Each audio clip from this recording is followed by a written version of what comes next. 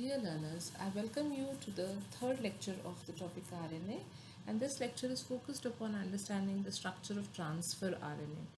As the name suggests, transfer RNA has a function of transferring the amino acids from the cytoplasm to the ribosome. So let us first understand this tRNA.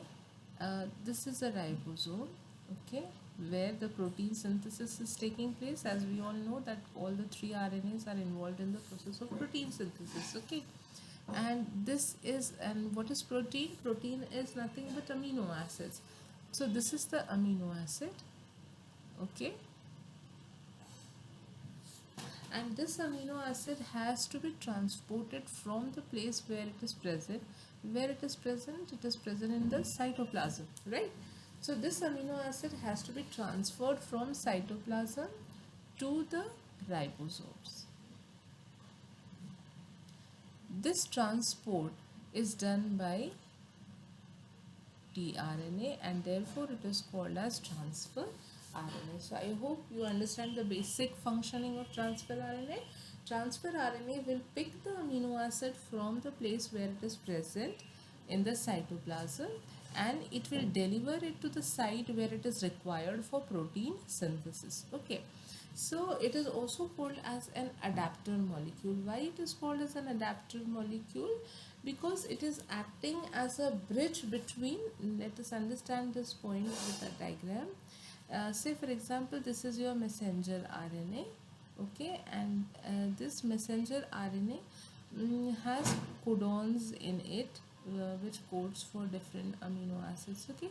So this is the tRNA which we are talking about. It has a recognition site which is called as the anticodon site, and it carries the amino acid along with it, okay. So it is acting as a bridge between the amino acid and the codon,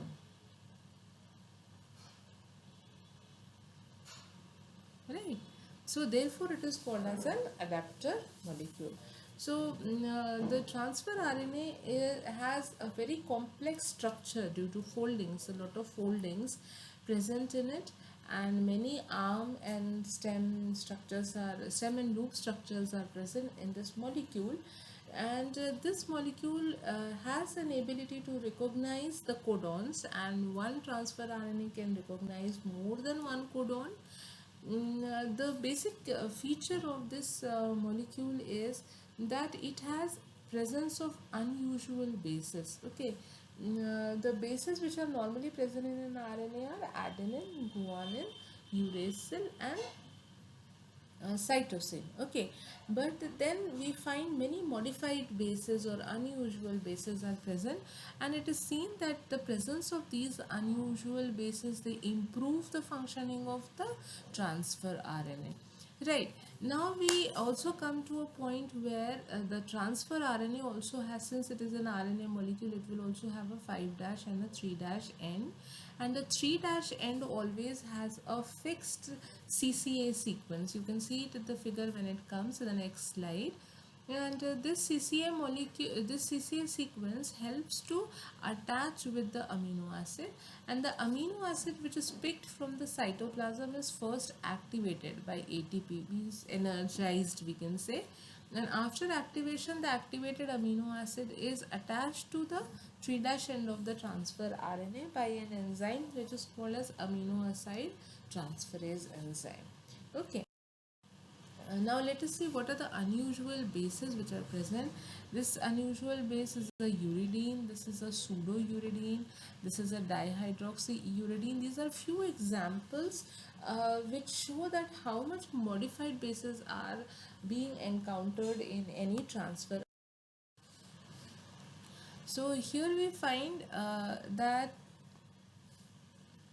there are many loops over here. This is the 3' end we are talking about, and this 3' end has a ACC sequence, and this ACC sequence over here, this is the ACC sequence, yeah, this is the ACC sequence, And the arm is called as an acceptor arm. Why? Because this acceptor arm helps to attach the amino acid at this 3' end. Okay, so amino acid carrier arm or acceptor arm it is called as. And the second arm or has, now these are all the stem and loop structures. There are four stem and loop structures present, and this is formed due to an internal complementary bases which are present, and therefore the bonding is possible. This is called as phi loop, this is called as variable loop, this is called as anticodon loop, and this is called as this anticodon loop actually has a complementary sequence to the codons, and it helps in attachment of the tRNA to the messenger RNA. So therefore it is called as an adapter molecule. You see, at one side it is attaching to the messenger RNA, and on the second hand it has an attached amino acid. So these two what to say, two complementary things are being bridged by the transfer RNA, and therefore it is called as a adapter molecule. Here it is a D loop, and all these loops have the presence of unusual bases which somewhere contribute to the stability of this complicated structure and better functioning of the transfer RNA. Okay, one one term you must always remember, that if a tRNA contains an amino acid attached to it during the process, it will always be called as a charged tRNA, and if there is a simple tRNA without any amino acid, then we will call it as a transfer RNA. So in protein synthesis this term comes, the charged transfer RNA. What do you mean by charged? When it has an attached amino acid present at the 3' end.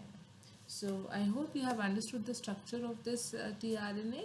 This model was proposed and was widely known as the clover leaf model. And one more structure you should know to make it handy while drawing in protein synthesis. A structure, simple structure like this is made for transfer RNA instead of drawing a complicated structure. This is the acceptor arm with a CCA sequence, and this model is called as a hairpin model. So for simplicity, this model can be drawn. This is the anticodon side instead of drawing the complicated cloverleaf model. So with this, we complete the structure of transfer RNA, which helps as an adapter molecule in protein synthesis. And thank you for patient listening. The upcoming lecture would be of ribosomal RNA, the last in the series of the topic of RNA. Thank you. Secondary structure.